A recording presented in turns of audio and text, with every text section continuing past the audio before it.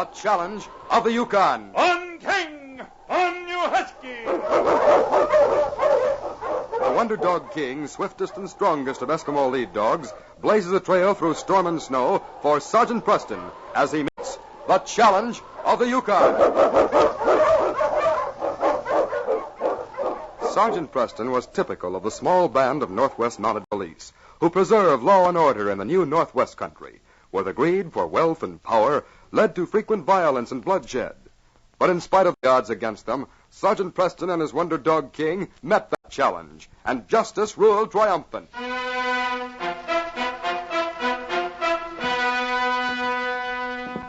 Dynamite was a cat. He wasn't a beautiful cat.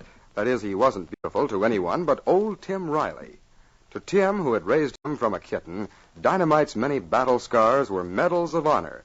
And Tim used to brag that Dynamite could whip anything in the Yukon not more than 4 times his weight. However, Tim's wife, Molly, did not share his love for the beast. Dynamite, get off in that pillow. Get off, I say. Tim, come and get this nasty beast off the bed. He's brought a mouse in here and is eating it right in the middle of your pillow. He always brings things in to show me what he catches. Well, old fellow, what a fine mouse you got this time. Oh, he always growls at me. Take him out. That's the tone of your voice, Molly. Dynamite don't like being yelled at. Sure, and a woman would have to be nothing less than a saint not to yell at him. How you can be so fond of that beast is beyond me. Half an ear gone, scars all over him, half a tail. Oh, he's the worst. No, me darling, you still love me, don't you? And I ain't much prettier than Dynamite. 1 ear froze off, 2 fingers missing. Oh, Tim, stop it. Take him out before he ruins that pillow. Oh, patience, me darling. I'm just getting me coat on. Just flatters your vanity, that's all. The way that cat follows you around like a black shadow. Him and me understand each other. I talk to him by the hour and he never disagrees. Come on, me black beauty. We'll eat your mouse outside. We'll eat your mouse. Tim Riley, you sound as if you're going to share it with him. Sure, and if you weren't such a fine cook, maybe I would. Never mind. Hang on to your mouse. That's the boy. Looks as if it's going to snow. Dynamite and I'll go for a bit of a hike, and then I'll bring in some wood. All right now. Molly's a fine woman, Dynamite. Yeah. But females are funny about pillows and things. Here we are. We'll sit down on this log and you can finish your mouse in peace. And now I'll have a drag of my pipe. Soon this winter will be over. I'll be glad to get rid of this ice and snow. King! Come you husky! Come here, King. Here, you 2 spalpeens. Stop that, King. Run, Dynamite! King, come back here. Back, I say. Never mind, Sergeant. Dynamite's safe in the roof of the cabin. Oh, I'm sorry, Tim. I guess those 2 never will be friendly. It's a long-standing feud, Preston. But you know, I think they both kind of enjoy it. Dynamite stands his ground with lots of dogs, but when he sees King, he hightails it out of reach. Come here, King. Aren't you ashamed of yourself? Chasing that cat again. He says no, he's not. And what's more, he'll do it again. You know, King's never forgiven Dynamite for that swat on the nose he got when he was a pup. Even then, I think Dynamite suspected he'd met his match. Well, Sergeant, I haven't seen you for a long time. What brings you to these parts? A shipment of valuable furs have been stolen. The Hudson Bay Company was sending them down to Whitehorse. Furs, you say? You think someone around here did it? We've traced them to this territory, but lost their trail. I think they're lying low around here somewhere, probably waiting for the spring breakup so they can get them out by boat. Well, I'll certainly keep my eyes open for you. Trouble is, Tim, there's so many places to hide around here. These mountains have 1,000,000 caves, and the woods are close by. There's a nice reward if they're found. And I could use it. Won't you come in for a cup of hot tea? Molly'd be glad. Thanks, Tim, but we'd better make it another time. I have a lot to do in town. Come on, King. Say hello to Molly and tell her I'll see her in a day or so. All right, Sergeant. Goodbye. Bye, Tim. On King! On you huskies! And now, you black piece of Satan, come down from that roof and go for a walk with me.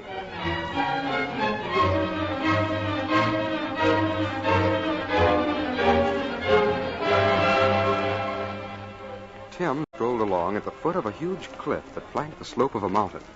Suddenly, a small rabbit darted from behind a rock. Dynamite was after it like a flash, and both animals disappeared in a crack in the cliff. Dynamite, come back here.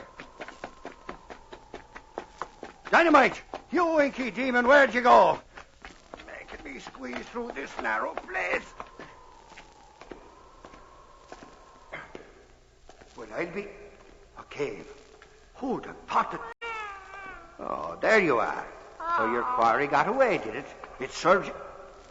What's this? A stack of furs. Glory be to heaven, hundreds of furs. And wood for a fire. Dynamite, you've led me to the furs Sergeant Preston is looking for. Come on, let's get out of here before someone comes. Scat now. Out you go. Hurry up, Ace. You're the slow. Dynamite, come back. Someone's coming. Oh, there he goes. See, look. A black cat coming out of the crack in the cliff. Yeah. Well, can you beat? Get back, Ace. See, there's footprints going in there, and there ain't none coming out. Yeah, you're right. One man's footprint. Well, we've caught the thieving skunk, whoever he is. All right, whoever you are in there, come out with your hands up. Heaven preserve me if I only had a gun. You come through the crack in that cliff and I'd blast you full of lead. We can't get in there. Kill us while we're squeezing through. Yeah, but what'll we do? Come on, you cowards, I'm waiting. I'm itching to pepper you. Oh, I'm sorry, lad, to be telling a lie, but in a spot like this, maybe you'll make it work. If we could just get in there. Well, we can't. We can't just sit here until he starves to death. Come on, Ace, we're going to start shooting through that opening. Oh, it's too narrow. We can't hit him. I'm trying it anyway. Fire away, you buzzards! But show your faces in here and I'll blast in the kingdom come. Come out there, you hyena. One of these slugs is bound to get you sooner or later. Try sticking your head through that crack and see what happens. You're wasting your bullets. Come out, I say. Chief, look out! That rocket stone's coming down on us!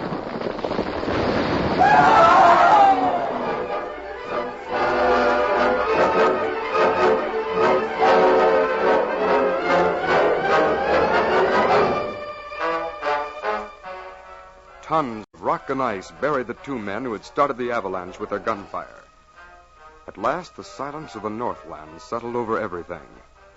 Then the stillness was broken by the cries of a lonely black cat that climbed over the huge pile of rock and snow that covered the entrance to the cave where he had last seen his master. The falling snow sprinkled his black coat with silver.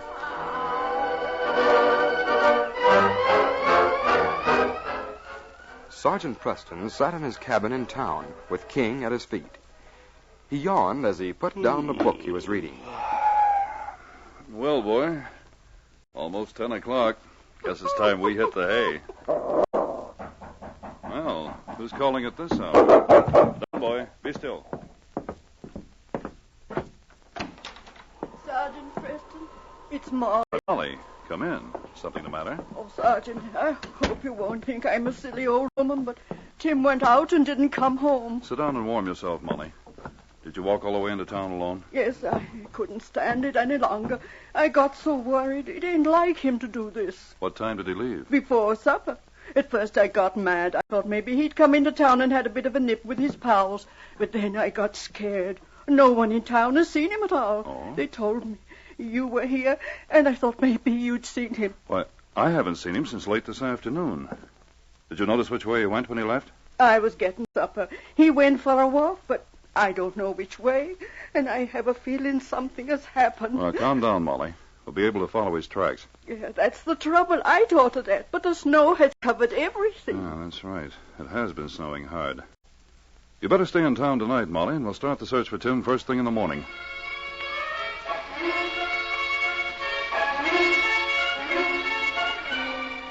In spite of the cold, perspiration ran down the legs and arms of Tim Riley as he threw down the shovel he had found in the cave. Well, it's no use. You're a goner, Tim Riley. I might as well start praying. What a place to die. At least they won't have to bury me. That's been done. Sure, that can't be... Dynamite, it's you. Now, where in heaven did you come from? I saw you run out. Now, how in heaven's name did you get in again? Oh, me beautiful darling. If you know how glad I am to see you. Now, if I light another one of these sticks, maybe I can find out how you got in. I know the air was coming in from somewhere. Now, let's see. You came from the back, it seems. Oh, yes, here it is. A crack in the wall. But only twice as wide as you. Nope, it's no use. I can't even get my head in it, let alone the stomach of mine. Well, at least I have you for company till I die. And we have a nice soft bed of expensive furs to sleep on, you and me. Never did you think, Jim Riley, that you'd die on a bed worth $10,000 or $15,000. Well, come on, Dynamite. It's time we're sleeping.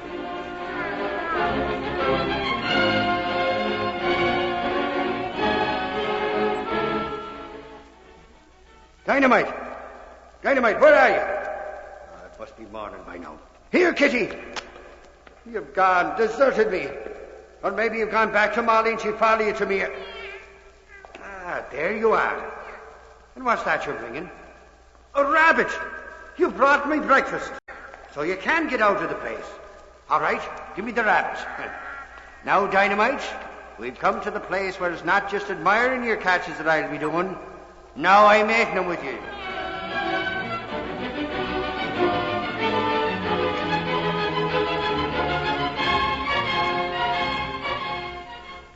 Oh, but Sergeant Preston, there's been no trace of Tim for 3 days. You combed the territory for him. Oh, something terrible has happened to him. We're not giving up yet, Molly. Keep your courage up.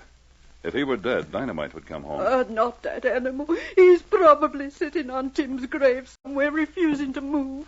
Or maybe they both was killed. Tim trying to rescue him from a wolf or something. Well, now stop letting your imagination run away with you, Molly. Oh, dear. I'm going out with Indian Pete this morning. He's one of the best trackers in the territory and knows every inch of it. We'll find Tim.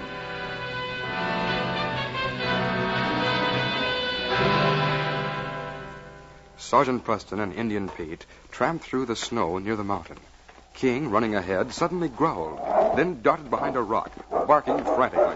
What's wrong with King? He seems to have... Look, dog, there's something. It's a cat. It's Dynamite. King, stop! Look, they go upside a mountain. Come on, Pete, hurry. I hope King hasn't caught him. Dog got him cornered somewhere. Look, cat tracks up here. Yes, all over this one little section. King, where's Dynamite, fella? See, cat go down here. Crack in rock. Yes, too small for King to follow. Quiet, King. I wonder if Tim has just a chance. Tim! Help! I'm here! Him there, under earth. There must be a cave under here somewhere. We'll get you out, Tim. I'm going into town for help. Hang on, old man.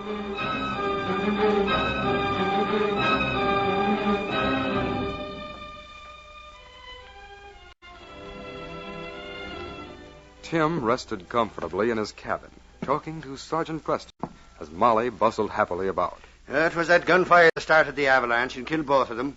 It was almost the end of me, too. We'll see that you got the reward for the furs, Tim. You deserve it after that experience. Well, it was you who got me in the furs out, Sergeant. I think I'll take no credit for it. If it hadn't been for that long-standing feud between Dynamite and King, we'd never have found you. Oh, heaven bless that cat. And now, Tim, darling, let me light your pipe for you. Molly, you mean you're actually asking me to smoke it? Oh, I'll always be grateful for them matches you carry to light it. You'd had to sit there in the dark eating raw rabbit. Oh, I can't bear the thought of it. Oh, saints preserve us, what's that? Don't worry, Molly. Dynamite and King are just enjoying their old feud again.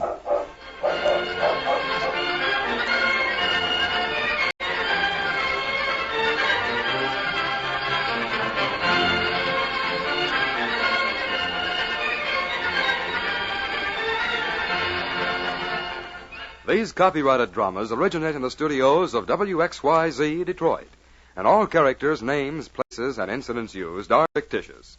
They are sent to you each week at the same time and reach you from our transcription studios. Hal Neal speaking.